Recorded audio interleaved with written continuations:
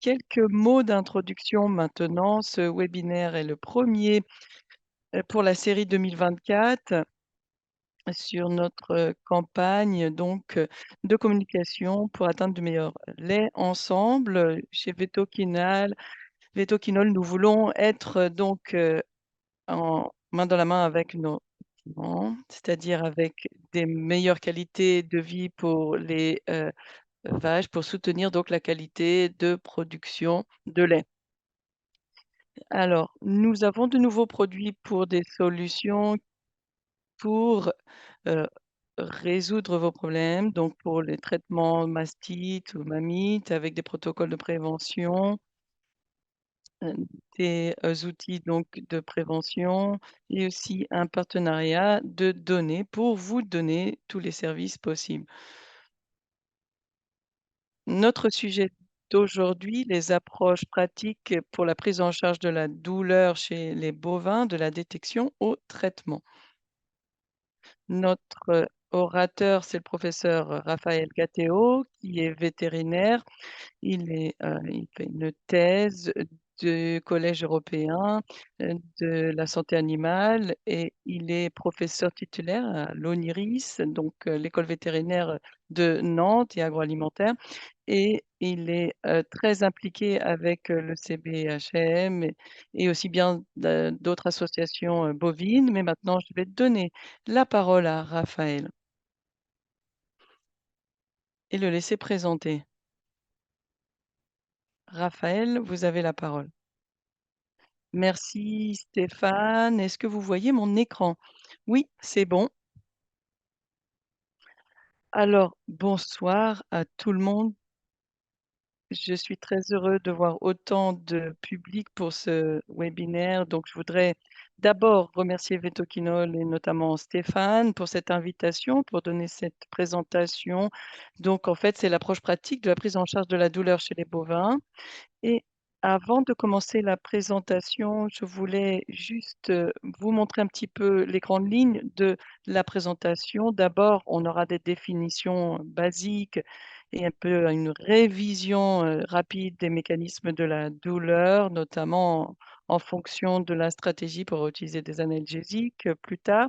Ensuite, deuxième partie de la présentation, ce sera à propos de la détection de la douleur chez les bovins, comment au quotidien, on peut détecter la douleur chez les bovins. Dernière partie de la présentation, ce sera la gestion de la douleur avec l'approche 3S, donc supprimer, substituer et soulager. Avant de commencer la première partie de la présentation, on va vous proposer un tout petit quiz pour que la présentation soit un petit peu plus interactive et que vous ayez un peu une idée, une perception de ce dont on va parler. Donc, 1 question, que diriez-vous? Le bétail est une espèce qui 1 ne ressent pas la douleur, 2 n'exprime pas beaucoup de douleur ou 3 exprime la douleur à sa manière?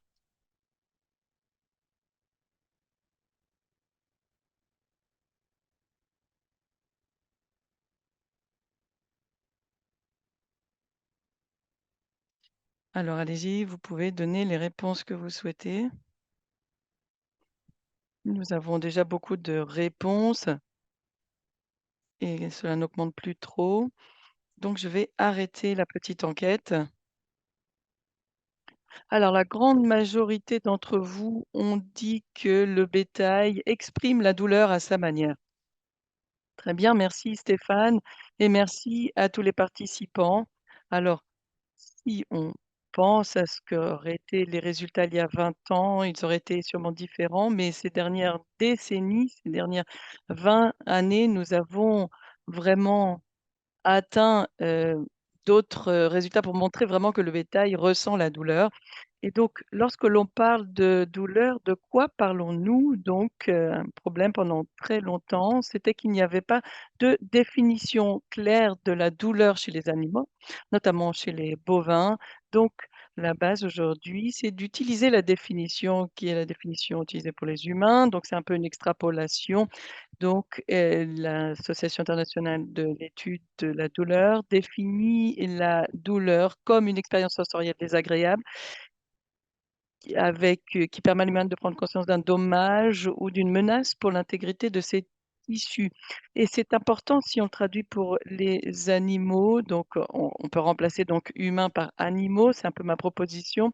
Et il est important de noter qu'il peut y avoir un dommage ou pas de dommage. Il peut y avoir un vrai dommage ou une menace perçue par les animaux. Pourquoi? Parce que ça va amener à un changement dans la physiologie et le comportement de l'animal pour réduire ou éviter le dommage ou réduire sa probabilité de reproduction. Donc en fait, pour une perspective de base, la douleur, c'est assez bien pour les animaux car c'est pour réduire ou éviter un dommage. Mais en deuxième étape, on peut avoir des douleurs non fonctionnelles ou non utiles qui surviennent lorsque l'intensité où la durée de l'expérience n'est pas adaptée aux dommages subis, notamment s'il n'y a pas de dommages en réalité, bien sûr, ou lorsque les réponses physiologiques et comportementales ne parviennent pas à soulager la douleur. Donc je crois que c'est très important de noter que ça peut être vraiment un vrai dommage, une vraie menace et dans ce cas-là, la douleur est utile pour les animaux, mais dans certaines situation, ça peut amener à une douleur non fonctionnelle, non utile. Autre aspect important lorsque l'on parle de la douleur, c'est qu'il s'agit de définir ce dont on parle vraiment. Là, je voudrais utiliser cette opportunité pour définir 2 termes que l'on va utiliser dans le reste de la présentation. L'un, c'est l'hyperalgésie et l'autre, la l'odynie. L'hyperalgésie, c'est une augmentation de la douleur lorsqu'il y a un même stimulus nocif qui est répété.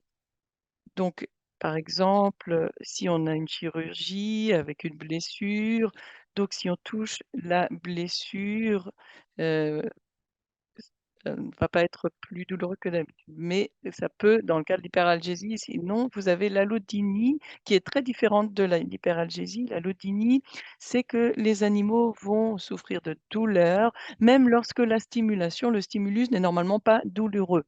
Par exemple, il y a beaucoup déjà de praticiens, de participants à cette conférence ce soir qui, ont par exemple des, vaches qui, si on les touche seulement, on les caresse, par exemple sur, la queue ou n'importe où, eh bien, la, vache semble souffrir de, douleur pour chaque mouvement, si on touche juste, la vache et donc elle perçoit la douleur, par exemple après un coup de soleil et la lodynie, heu donc est fréquente quand on passe de douleur aiguë à douleur chronique. Donc la gestion de la douleur est très importante. Avec la lodynie, on a, par exemple, des soucis pour traiter alors que pour l'hyperalgésie, c'est vrai qu'on peut trouver des traitements.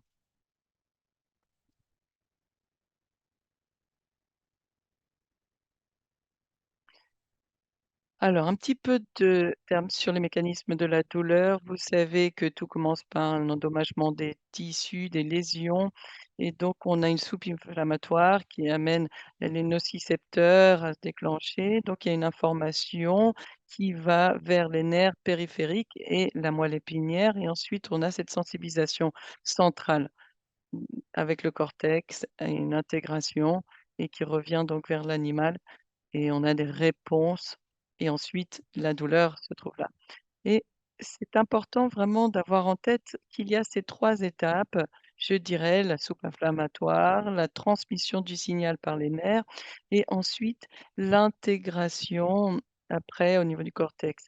Ce sont les 3 cibles où on peut s'attendre à avoir des effets de certains analgésiques ou d'autres médicaments. Par exemple, c'est normal d'utiliser des INS pour réduire la soupe inflammatoire, mais bien sûr, vous allez utiliser des anesthésiants locaux pour bloquer la transmission des signaux par les nerfs, mais aussi on s'attend à attendre les effets, centraux des INS. Donc c'est un effet, important pour la sensibilité centrale, donc les INS ont un effet à la fois à la sur la sensibilisation périphérique et centrale.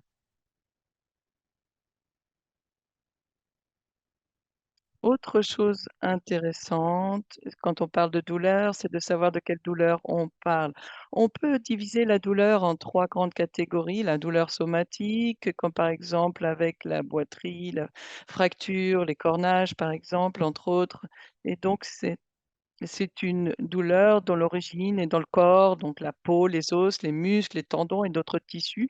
On peut aussi parler de douleur viscérale ou lorsque, la douleur vient des organes internes, donc en tant que praticien, ça c'est sont les douleurs que l'on a, par exemple pour une pneumonie ou une métrite, une péritonite ou la castration ou la césarienne. Mais il y a aussi la douleur neuropathique. Donc des douleurs qui viennent des nerfs, de la moelle épinière ou du cerveau, en raison d'un traitement anormal de l'activité nerveuse, notamment avec les douleurs chroniques. Il y a un moment donné où le système nerveux central ne sait pas comment traiter toute cette information et donc on passe d'hyperalgésie à l'allodynie et donc c'est ce genre de douleur que l'on peut observer après, par exemple, les castrations par anneau de caoutchouc, je ne sais pas la situation dans vos pays, mais je sais que c'est assez souvent, une castration, faite de cette manière et c'est la procédure qui, crée, la douleur la plus intense et chronique, par exemple, pour les bêtes, plus que la castration chirurgique et donc vous pouvez avoir ce genre de douleur neuropathique dans ce cas. Différentes origines donc de la douleur, différentes douleurs donc et aussi différentes stratégies pour approcher et traiter la douleur. Il faut avoir en tête encore une fois que lorsque l'on doit faire face à la douleur neuropathique, malheureusement, les analgésiques que nous avons, comme les AINS, ne sont pas aussi efficaces, que par exemple pour la douleur somatique. Dernière chose, mais pas des moindres, sur la première partie, dédiée à la définition de la douleur, il s'agit aussi de parler de la durée de la douleur. Donc on peut faire, une distinction entre la douleur aiguë et chronique. Une douleur aiguë, en général, est associée avec des processus défensifs de l'organisme, donc c'est plus ou moins une douleur utile, comme on pourrait dire, qui suit immédiatement une blessure et qui normalement disparaît lorsque la blessure cicatrise. Mais ensuite, il y a aussi parfois des douleurs chroniques qui peuvent survenir ou suraiguës lorsque la douleur est prolongée ou qu'elle dure trop longtemps. Donc, je sais que chez les humains, c'est une durée de 2 3 mois pour définir la douleur chronique. Je ne sais pas si on peut utiliser la même durée pour le bétail, mais parfois pour des, vache qui boite, eh bien, la vache peut avoir cette douleur chronique pendant 2 3 mois. Eh bien, on peut aussi diviser cette douleur chronique en 2 catégories. La douleur inflammatoire chronique lorsque, cela persiste au-delà de la durée prévue et donc pour ce genre de douleur, on peut toujours attendre quand même des, effets des AINS et dans une approche multimodale comme on verra à la fin de la présentation. Mais parfois vous avez aussi la douleur neuropathique chronique et là, c'est un plus gros problème. Malheureusement, les analgésiques ne seront pas aussi efficaces et c'est vraiment dû à un manque de détection précoce et de gestion de la douleur. Donc le message clé de ma part sur la définition de la douleur, sur cette première partie, selon moi, s'il y a un doute, ce devrait être au bénéfice de l'animal déjà, mais encore plus important, dès que vous détectez quelque chose fiable, que vous pouvez, lié à la douleur, il faut, le traiter aussitôt que possible pour éviter l'installation de la douleur chronique, notamment de la douleur neuropathique chronique et pour ce faire, les AINS sont la première ligne de traitement à la fois pour les vétérinaires et pour les agriculteurs. Donc maintenant, on peut passer à la deuxième partie de la présentation. Je dirais que c'est une partie un peu plus pratique, pour voir comment on peut détecter la douleur chez les bovins. Donc je crois que Stéphane, on a une petite question pour les participants. Oui, la voici. Alors on va vous demander, parmi les critères suivants, quels sont selon vous les meilleurs à prendre en compte pour détecter la douleur chez les animaux producteurs d'aliments? Les critères physiologiques, les critères comportementaux ou les critères zootechniques?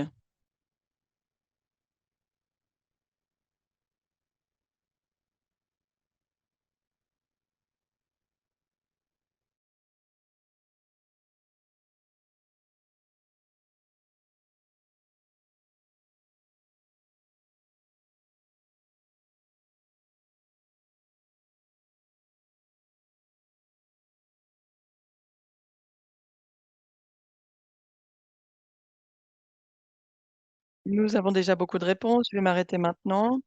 Donc 75 des répondants ont dit surtout les critères comportementaux. Très bien, ce sont de bons étudiants ce soir, donc on peut, peut-être se passer du webinaire, on peut aller dîner. Non, en fait, alors vous avez raison, même si vous cliquez sur les autres, vous auriez raison, car c'est vrai qu'on peut toujours avoir une combinaison des critères, mais les critères zootechniques sont peut-être trop, tardifs et les critères physiologiques ne sont pas très pratiques pour la routine quotidienne. Donc pour plonger vraiment dans la détection de la douleur, je voulais partager avec vous une étude qui a été menée à bien il y a des années. On avait demandé aux agriculteurs, donc vous voyez ici sur la carte de la France de différents, domaines, donc des domaines, d'animaux de boucherie ou laitiers. On leur a demandé selon leur perception quels étaient les signes cliniques qu'il fallait mettre en avant pour détecter la douleur et comme, l'enquête ce soir, en général, ils ont parlé aussi de comportement général, d'expression faciale, c'est très important, démarche et posture, vocalisation et ils ont tous été d'accord pour dire que la diminution des performances pouvait être liée à la douleur, mais que c'était considéré comme un signalement trop tardif. Donc c'est pas assez précoce dans le processus de détection. Donc et ce qui est très intéressant aussi, c'est que la fièvre est également signalée comme un signe de douleur et on va voir quelles sont les conséquences que ça peut avoir par la suite. Alors aussi, ce qui est intéressant, il n'y avait pas de différence entre les éleveurs de bovins de boucherie ou laitiers parce qu'il y avait des rumeurs que les éleveurs de, bovins de boucherie seraient moins sensibles à la douleur et pas du tout, les résultats étaient exactement les mêmes et il y avait que cependant des confusions, des amalgames entre la sévérité de la maladie, de la douleur, la fièvre, la maladie. Cependant, la détection de la douleur dépend vraiment de l'observation des animaux. Donc, pendant cette même étude, on a demandé aux agriculteurs de catégoriser les conditions, les pathologies qui, selon eux, étaient les plus douloureuses. Donc, pour eux, c'était les 3 principales, la boiterie, les maladies digestives et la mamite. Très bien, pas surprenant, ce sont des maladies très, courantes, donc si une vache boite, elle souffre de douleurs, on peut parler aussi de péritonite, bien sûr, dans ces cas-là ou de coliques, bien sûr, c'est très douloureux.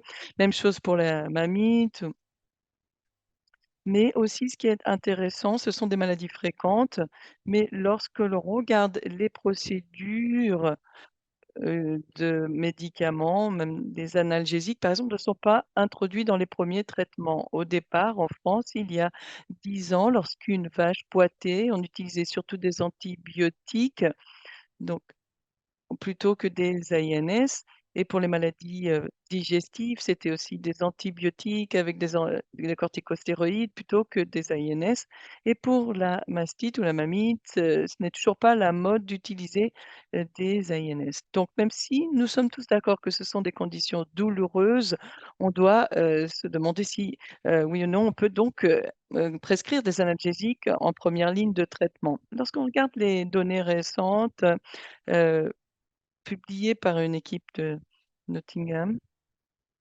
Ils avaient demandé aux vétérinaires de catégoriser de 1 à 10, en tout cas de donner plutôt une note de douleur en fonction de toutes ces pathologies que vous voyez listées et ils ont demandé aux répondants s'ils utilisaient aussi des INS, donc dans la plupart dans plus de 50 des cas et vous voyez qu'il y avait quand même une bonne, correspondance entre ce qui était déclaré par rapport à la douleur, donc d'utiliser heu, des anti-inflammatoires non stéroïdiens. Mais vous voyez qu'il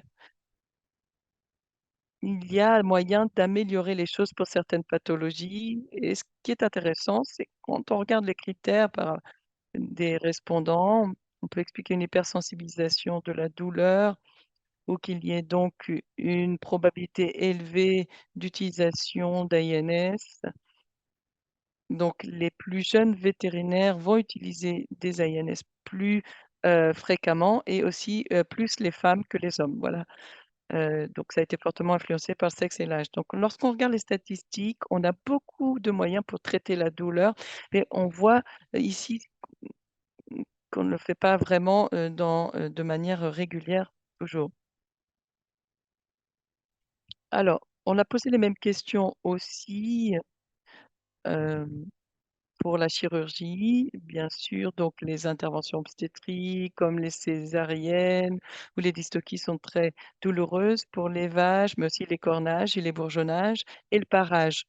Et encore une fois, donc il y a des indications de gestion de la douleur en théorie, mais je ne sais pas quelle est la situation dans vos pays, mais par exemple pour le parage, ce n'est pas très fréquent d'utiliser des analgésiques et donc ou par exemple, il y a aucune anesthésie pour les cornages, ou pour les veaux et cetera. Donc lorsqu'on regarde les résultats de cette enquête qui a été menée donc il y a environ 10 ans en Union européenne. Donc peut-être que les résultats changeraient un peu aujourd'hui. C'est toujours quand même intéressant de voir de là où on part et ici, on peut le voir, ça dépend vraiment donc, de la condition, pathologie dont on parle, castration, césarienne, amputation des ongles et cornage. Vous voyez en vert les résultats européens et en orange, c'était les résultats français qui faisaient partie de cette étude et comme vous le voyez, par exemple, pour la césarienne, il y a une différence claire, il y a 10 ans en tout cas, entre les vétérinaires, français et les autres vétérinaires, européens qui ont répondu à cette enquête. Peut-être à cause d'attentes et de réglementations différentes, peut-être d'attentes des sociétés aussi et pour d'autres pathologies comme les cornages et l'utilisation de l'anesthésie locale, ça c'était dû à la réglementation. Mais pour d'autres pathologies, il n'y a pas vraiment de règles, auxquelles se référer qui expliqueraient la différence, peut-être sinon la perception. Donc c'est intéressant pour la prise en charge de la douleur, la détection de la douleur. Il ne s'agit pas juste de science. Donc si vous prenez 100, vétérinaires qui parlent de la maladie respiratoire des bovins, ils vont tous utiliser des antibiotiques. Peut-être pas sur la même durée, peut-être pas les mêmes, mais des antibiotiques. Mais et si vous avez 100 vétérinaires qui, vont, parler, d'une autre pathologie, eh bien peut-être que les vétérinaires ne répondraient pas de la même manière, en ce qui concerne la douleur. Quand on parle de douleur, on parle de valeurs parfois, de croyances religieuses.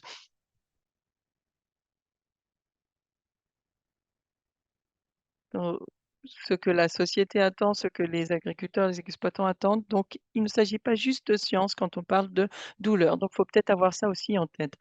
Aussi, au départ, j'ai parlé du fait que les, agriculteurs ont parlé heu, de conclusions sur la sévérité de la maladie et de la fièvre et donc ils se sont dit: «Oui d'accord, ça crée beaucoup de douleurs si de il y a beaucoup d'inflammation et de fièvre, il doit y avoir beaucoup de douleurs». Très bien, mais lorsqu'on demandait aux, fermiers, aux agriculteurs quels produits ils utilisaient, eh bien, vous voyez que, 80 d'entre eux,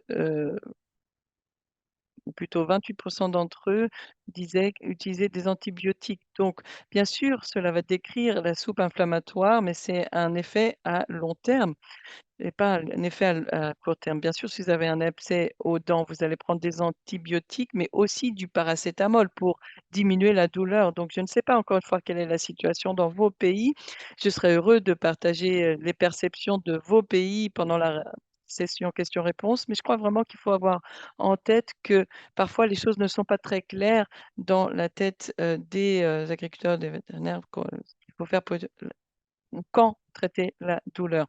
Alors, si on regarde les différentes possibilités que l'on a pour détecter la douleur d'un point de vue pratique sur le terrain, vous voyez ici à droite de la diapositive, vous pouvez utiliser le comportement, la physiologie, la production ou la santé.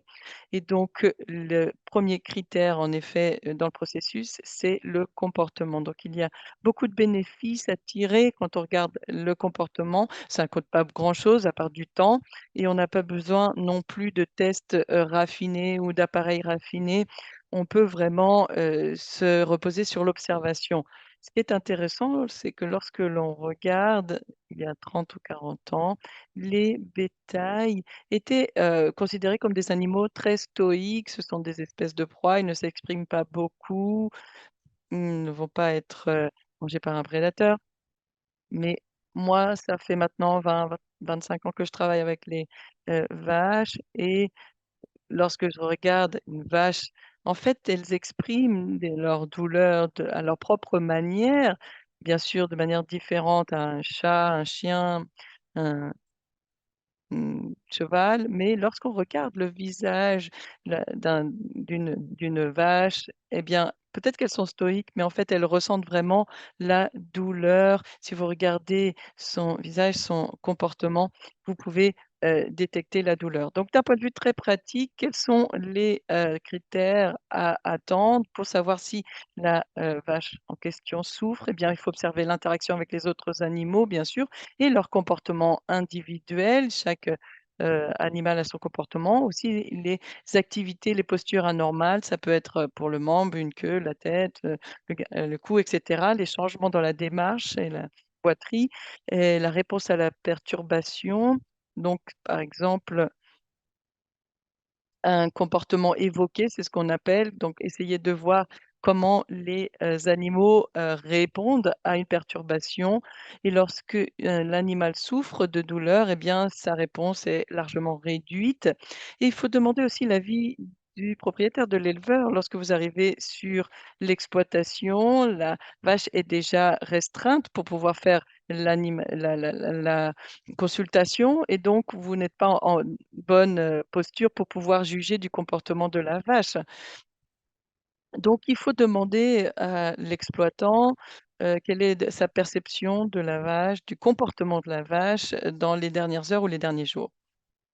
Encore plus en profondeur, bien sûr, on peut avoir une examination, clinique, un examen clinique pour, regarder tous les signes, associés à cette, condition de douleur, mauvais état du corps, bien sûr, des blessures, de la peau, de la robe, mais aussi des signes cliniques qui sont, la conséquence de, l la douleur comme l'augmentation de la fréquence respiratoire, la profondeur de la respiration, le halètement, la respiration bouche ouverte, être à bout de souffle, la transpiration, les tremblements, la dilatation des pupilles, les yeux écarquillés. Donc il y a vraiment beaucoup de signes que vous pouvez voir sur ces différentes images et qui font sens pour tout le monde, je pense.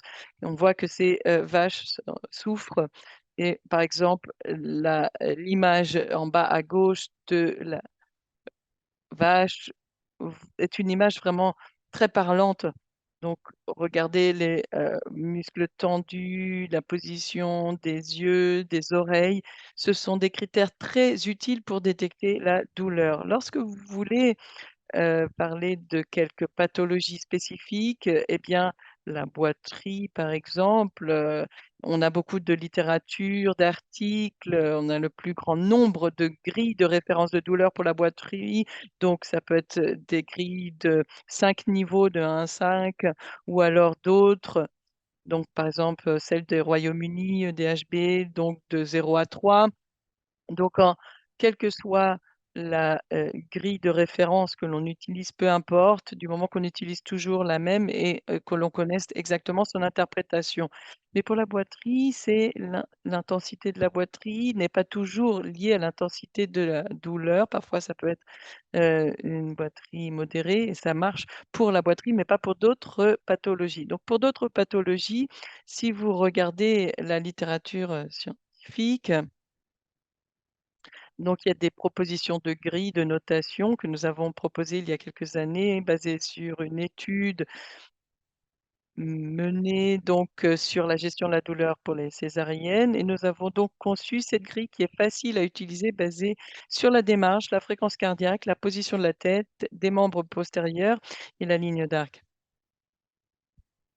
et donc vous rajoutez le score, vous voir si vous avez la présence d'un signe clinique anormal, donc 0 ou 1 et ensuite, vous pouvez, spécifier 100 si le score est égal ou supérieur à 2. Donc c'est très facile pour, par exemple, la césarienne.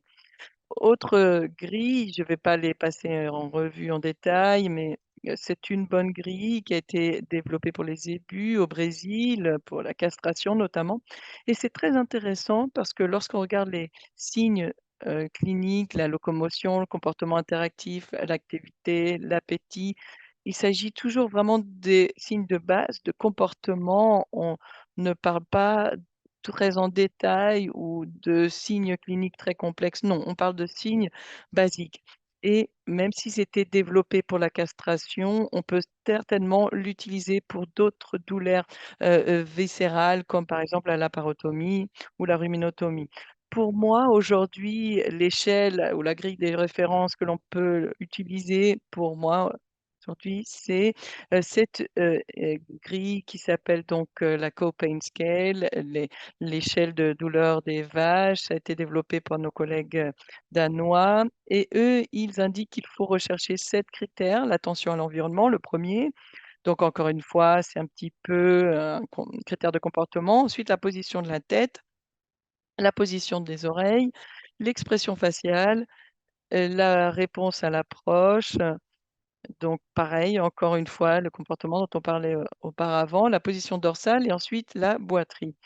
Vous pouvez regarder les, images à droite avec, la tête de la vache, son aspect et on voit vraiment que cela nous donne beaucoup d'informations. Les oreilles descendent, vous avez des muscles tendus sur les maxillaires, donc ce sont vraiment des, signes à la fois sensibles et spécifiques de douleur. Ça m'amène à cette autre échelle de la douleur de la vache. Je ne vais pas rentrer en détail, vous aurez accès à cette présentation, par la suite. Donc il faut juste rajouter les points de 0 à 2 en fonction de ces critères et la recommandation des auteurs, c'est de mettre en place des analgésiques, notamment des INS, lorsque le score est égal ou supérieur à 4 comme vous le voyez ici. Donc si par exemple vous avez de l'exothermie ou des muscles tendus et peut-être aussi un cou très étendu, déjà vous avez 4 points, donc vous pouvez utiliser des analgésiques. Donc, pensez à la dernière vache pour laquelle vous avez une suspicion de condition de douleur, quand vous étiez en pratique avant de vous connecter, je suis quasi sûre que vous avez au moins 5, 6 ou 7 points de cette grille. Donc voilà, ce sont des choses très, basiques à observer. Ensuite, avant de passer à la dernière partie de la présentation, je voudrais vous partager avec vous une étude récente, pardon, que l'on a menée pour essayer de voir si on pouvait construire des échelles de référence très spécifiques en fonction des pathologies.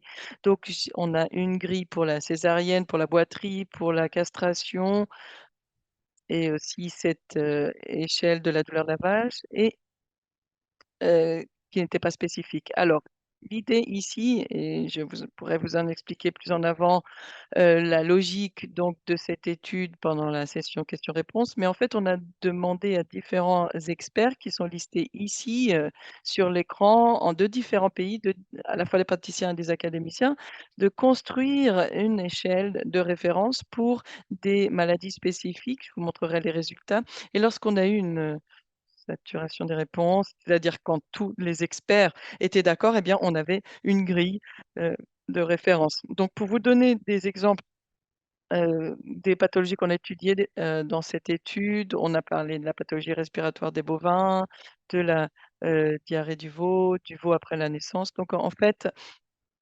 on se base sur 4 ou 5 signes cliniques pour être aussi pratique, que l'on peut, ne pas rechercher 20 différents signes. Donc par exemple, la pathologie respiratoire des bovins, on s'est dit qu'il fallait donc, combiner la réaction à la percussion de la poitrine, le cou tendu, la diminution de l'activité, les grognements et d'être debout, les jambes avant écartées. Ça, c'était tous les signes qui indiquaient la douleur. Donc pour la diarrhée du veau, eh bien, abdomen tendu, aussi des périodes couchées, des ténesmes, du bruxisme, battement queue. Et lorsqu'on parlait des veaux juste après la naissance, eh bien sûr, les décubitus latéral, coucher avec la tête en bas, moins de comportements de marche et pas de trop de jeux, de comportements sociaux.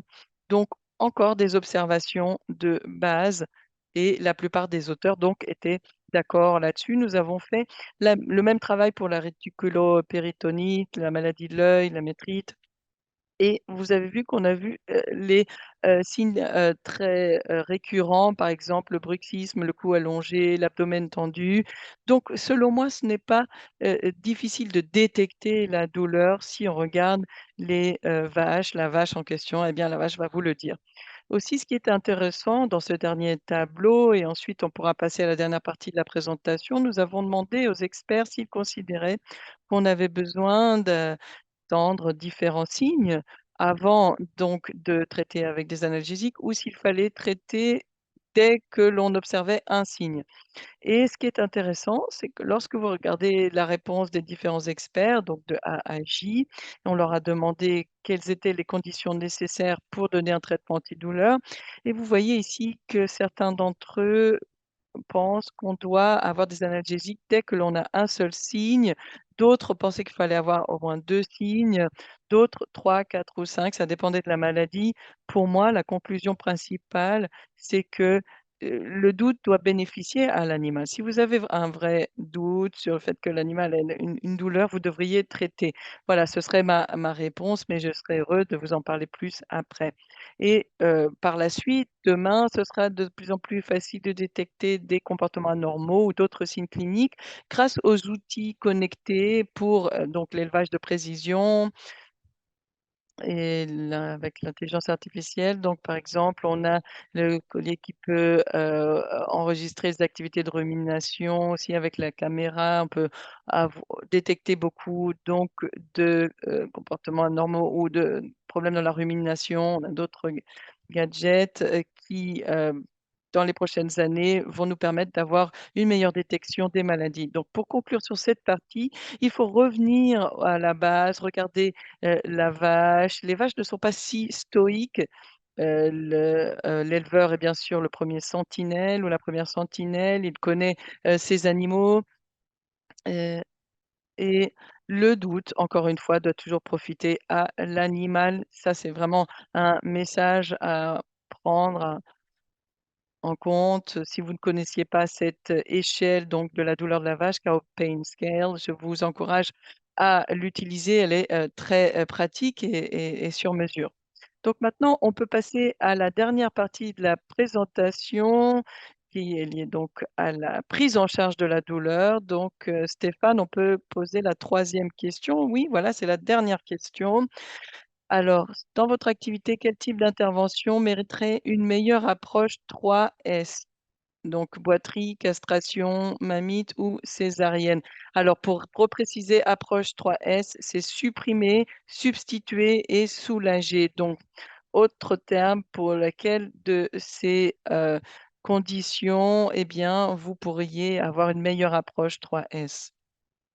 Ou vous pensez donc que vous pourriez penser pardon, changer votre approche?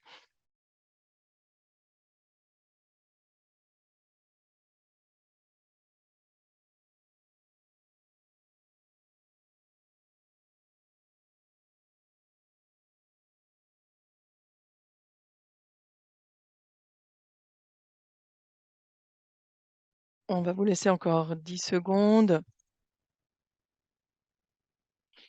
Très bien. Alors 41 des personnes ont parlé de la boiterie, 29 pour la mamite et après le reste, partagé entre les 2 autres pathologies. Donc, ils ont bien, j'ai bien deviné les pathologies sur lesquelles il fallait se pencher pour les prochaines diapos. Alors de quoi on parle quand on parle de l'approche 3S? Donc, pour vous raconter une histoire, il y a 10 ans, je travaillais pour l'INRA en France. Il fallait qu'on fasse un résumé de toutes les douleurs qui existent chez les le bétail, la volaille, et cetera, et donc proposer des recommandations. Et nous avons pensé à cette approche 3R, je ne sais pas si vous la connaissez, c'était remplacer, réduire et raffiner. Donc pour les animaux de laboratoire, les rats, les souris, donc pour des objectifs scientifiques. Donc nous, on ne voulait pas remplacer et réduire le nombre d'animaux d'exploitation. C'est pas du tout ce qu'on voulait faire, mais on voulait mieux gérer la douleur. Donc, l'INRA est venu nous voir pour essayer d'avoir cette mimique, cette copie de l'approche 3R, mais en 3S. D'abord, quand vous approchez un animal, il faut se demander si la procédure est nécessaire. Par exemple, si elle a une maladie de la patte, donc par exemple, il y a des procédures qui ne sont pas, nécessaires. Mais parfois, on fait des choses qui sont douloureuses pour les animaux et nous savons qu'elles ne sont pas très utiles. Donc on peut les éviter. De par le passé, par exemple, ça pouvait être tirer, attacher les animaux par la queue. Donc, dans certains pays, c'est, vraiment, pas du tout autorisé, mais on disait que, c'était, pour éviter donc, des maladies pour, le traiteur, mais en fait, on sait que ça n'a pas d'effet du tout. Donc voilà, la première question, c'est: «Est-ce que j'ai vraiment besoin de faire ce que je fais?» Si c'est pas le cas, je supprime, et donc ensuite, si je dois le faire, oui, je passe au deuxième S, et bien, qui est substituer. Donc par exemple, pour les cornages, les bourgeonnages ou la castration, nous savons que toutes les procédures ne sont pas équivalentes ou similaires en termes d'intensité de douleur. Donc dans ce cas, l'idée, c'est d'utiliser la technique qui, représente le moins de douleur. Et dernière chose, mais pas des moindres, mais si vous considérez que vous devez, procéder à un traitement, douloureux, et même si on choisit la moins douloureuse des procédures, on passe au dernier S, qui est soulager la douleur. Et donc là, il s'agit d'utiliser un analgésique le plus tôt possible pour éviter, la douleur chronique et la lodynie. Il faut avoir aussi une approche multimodale pour bloquer les signaux aux différentes étapes, dont j'ai parlé auparavant, et donc pour diminuer l'intensité de la douleur. Pour vous donner un exemple de cette approche 3S, si on prend par exemple heu, les cornages. Eh bien, on sait que c'est possible de supprimer donc, les cornages. Il y en a qui veulent des cornes, mais bon, par exemple, si vous voulez, vous pouvez avoir une sélection génétique avec des veaux sans cornes, comme ça vous n'avez pas besoin d'avoir de l'écornage. Donc parfois, il y a un problème d'acceptabilité des, éleveurs, et il y a aussi, un nombre limité donc de taureaux avec ces gènes. Mais cependant, vous pouvez parfois supprimer. Donc, par exemple, pour remplacer ou substituer, par exemple, si on doit avoir l'écornage qui soit le plus précoce possible pour éviter de l'endommagement tissulaire, donc avant 4 semaines, par exemple, et on sait que la cautérisation thermique est moins douloureuse un mois avec analgésie, avant un mois avec analgésie. Donc, pour éviter, d'aller vers des douleurs très intenses, il faut bien choisir la procédure, et par exemple les cornages, eh bien, apaiser la douleur, soulager la douleur, donc il faut avoir des AINS, précoces, donc il faut à la fois une approche multimodale, anesthésique et analgésique, donc on sait que c'est pas la même chose les 2. Ce sont juste des exemples, hein, pour vous montrer comment appliquer cette approche 3S. Et bien sûr aussi pour, le dernier exemple, donc il faut des INS. Alors, d'ailleurs les INS sont importants car ils ont un effet sur la sensibilisation périphérale, ça va réduire aussi l'inflammation, mais grâce aussi à la sensibilisation, centrale, enfin ça va agir sur la sensibilisation centrale par la moelle épinière et le cerveau, donc pour l'intégration du cortex. Donc les AINS ont à la fois une action centrale et périphérique. En ce qui concerne l'adaptation du traitement par rapport à l'intensité de la douleur, ici vous avez juste un exemple de comment on, procède avec, les éleveurs. Donc niveau 1, on ne veut pas que ça soit avec des échelles trop sophistiquées, mais pour le niveau 1, c'est l'agriculteur lui-même qui peut faire le traitement avec des AINS. Niveau 2, pour le parage, la castration, l'écornage, la césarienne, etc., c'est toujours une combinaison entre l'exploitant et le vétérinaire. On peut enseigner des procédures, par exemple l'anesthésie du nerf cornual. Et ensuite, on peut aussi donc faire l'anesthésie locale, faire l'anesthésie locale et ensuite passer à la chirurgie. Et pour le niveau 3 et la chirurgie de la caillette, l'amputation des onglons, alors là, l'éleveur ne peut rien faire, c'est le vétérinaire qui s'en charge. Et ensuite, je peux aussi vous donner des exemples sur ce à quoi vous pouvez vous attendre avec un terme économique, impact économique en utilisant des AINS. Donc, en tant que règle générale, on peut considérer que l'impact économique d'une maladie est divisé en deux parties, les pertes et les coûts. Les coûts, c'est ce que vous payez et les pertes, c'est l'argent que vous auriez dû avoir dans votre porte-monnaie mais qui est disparu.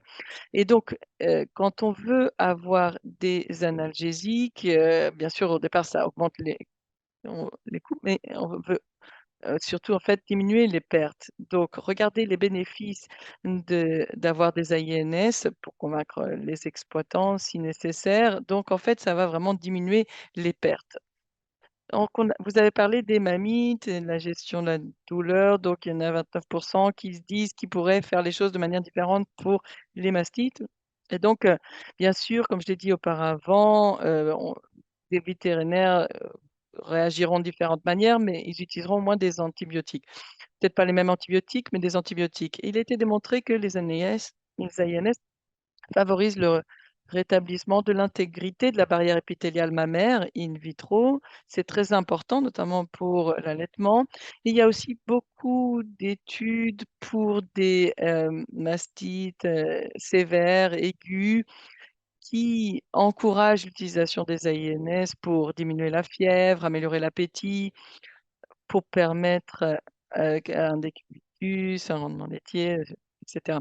Et aussi pour, non seulement sauver la vache, mais aussi, donc la lactation. Donc bien sûr, il ne s'agit pas juste, de survie, de longévité de la vache, mais aussi de, production laitière.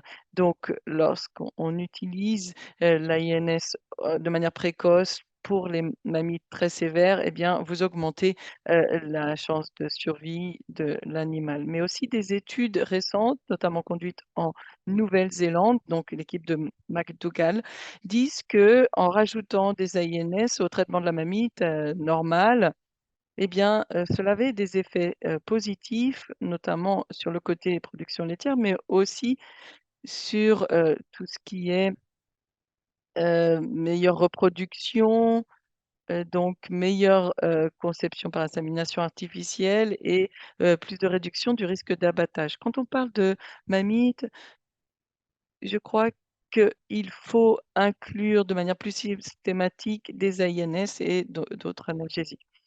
En ce qui concerne la boiterie, lorsque vous regardez l'impact économique de la boiterie, vous pouvez voir les résultats ici d'une étude aux États-Unis où ils ont essayé d'évaluer l'impact. Donc, en termes de rendement laitier,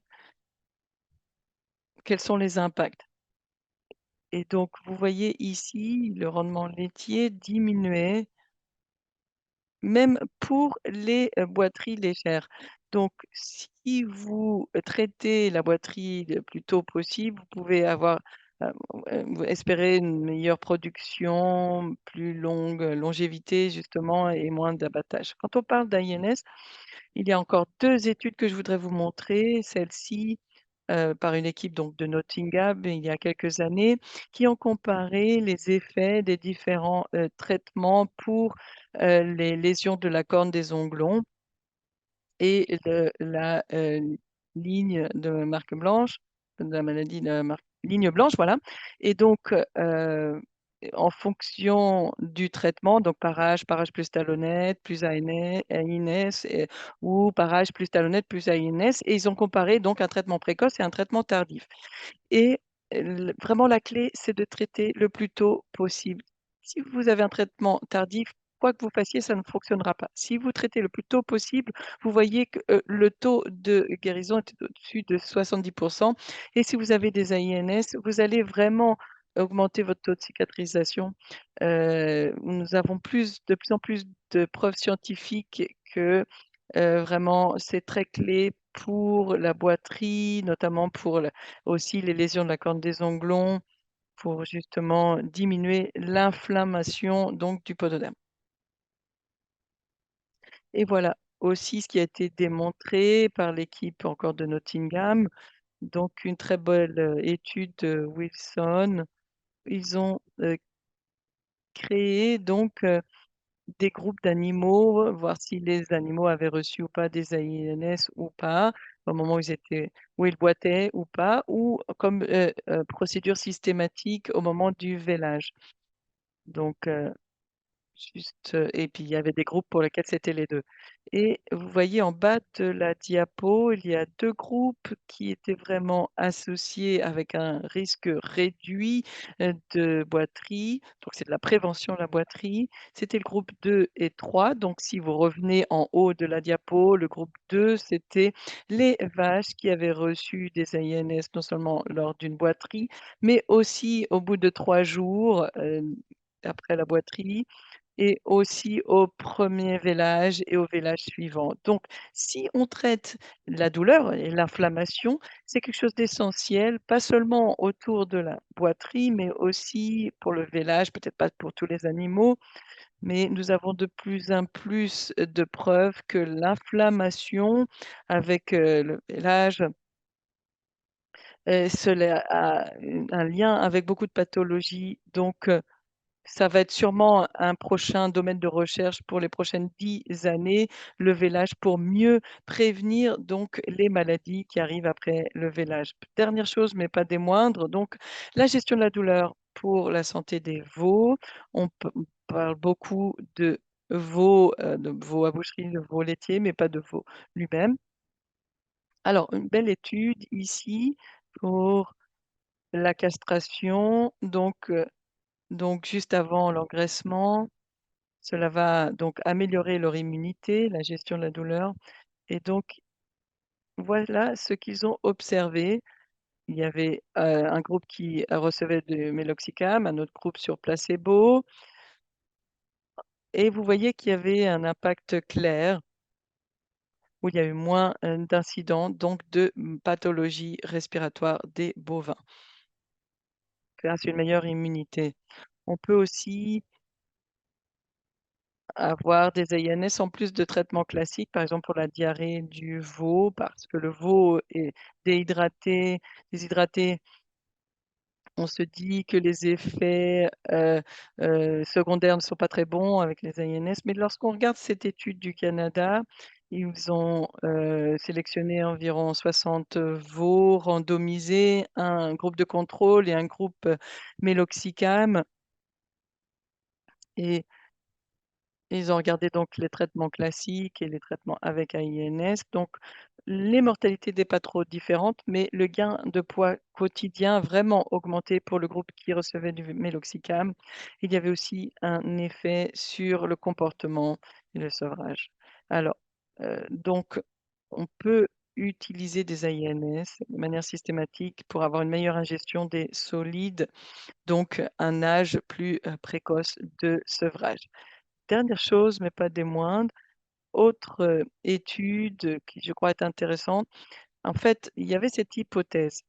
On se disait que si on avait, des AINS en plus de l'anesthésie locale au moment de la césarienne, ça pouvait avoir un impact sur le veau, c'est-à-dire que la vache laisserait le veau, téter plus longtemps. Je ne sais pas quelle est votre expérience, mais parfois après la césarienne, les vaches, sont, réticentes à être léchées par les veaux parce elles ressentent la douleur et donc nous avons, sélectionné environ 50 vaches, randomisées aussi soit sur placebo, soit avec, le traitement, donc Meloxicam et on a regardé un petit peu le sang aussi donc du veau On a regardé l'âge de parité, la durée de la, césarienne et cetera. Tout était similaire entre les 2 groupes et si on regarde le retard dans la première tétée, il y avait pas de différence parce que je pense que, le temps entre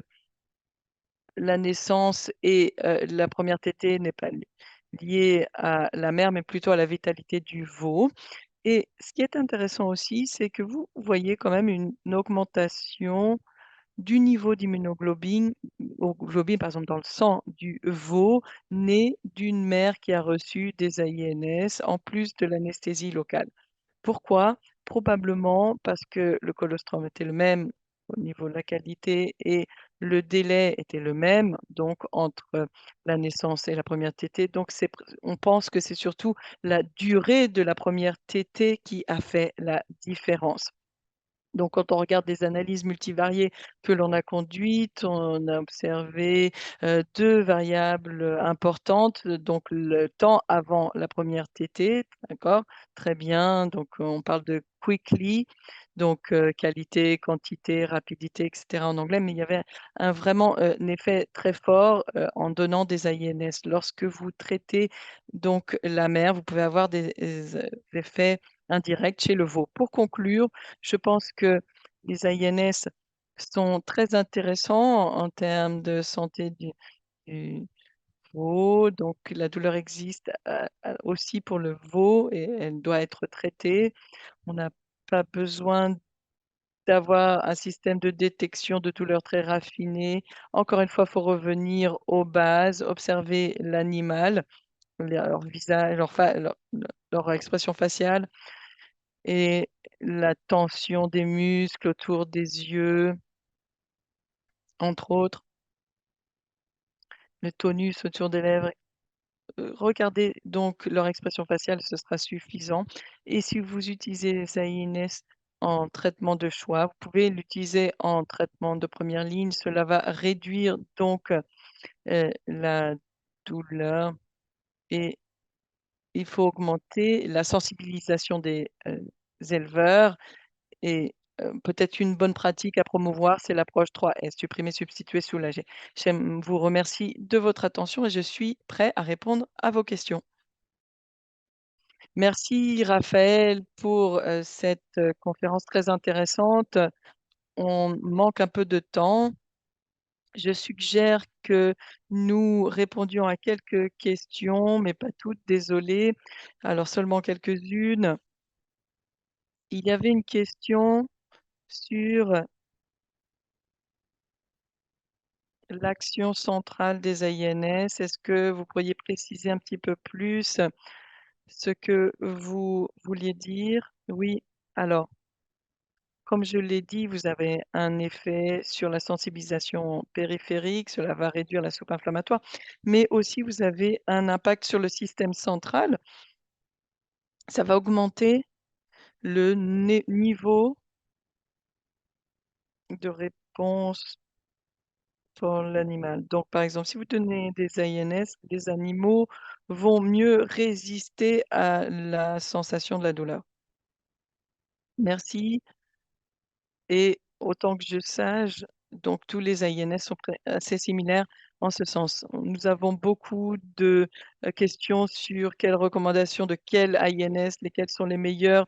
Je crois que ce n'est pas si facile d'y répondre. Donc, dans la littérature, à ce que je sache, on n'a pas encore vraiment de bonnes comparaisons et nous sommes très heureux donc, d'avoir de très bons INS, sur le terrain. Je dirais que vous, suiviez votre expérience. Je ne recommanderais pas un INS, par rapport à un autre. Il faut faire en fonction de votre expérience, mais ils sont, tous, très bons pour réduire l'inflammation. Oui, question intéressante. Donc, on a, une question donc, est-ce qu'il y a, des études sur l'utilisation des cannabinoïdes, donc comme l'huile CBD, pour gérer la douleur chez les ruminants? Donc non, il y a, quelques exploitants qui utilisent des plantes, mais pas de CBD, mais d'autres plantes, mais à ce que je sache, nous n'avons pas d'études à ce sujet. Ce serait certainement intéressant d'en avoir. Alors, je pense qu'on ne peut pas répondre à toutes les questions, j'en suis bien désolée. Encore une fois, je remercie beaucoup le professeur Gattéo de cette, présentation très intéressante, très complète. Nous allons vous inviter à rester encore quelques instants car nous allons avoir un autre webinaire le 4 juin avec, le docteur Owen Atkinson qui va parler de boiterie. Donc je vous invite à, rester connectés et de vous enregistrer pour le prochain webinaire. Je vous remercie beaucoup. Merci à tous les, participants. Il y avait près de 400 personnes qui écoutaient, votre présentation, Raphaël. Donc, c'était vraiment une très belle intervention. Merci beaucoup à tout le monde. Passez une belle soirée et on se voit la prochaine fois en juin. Merci beaucoup.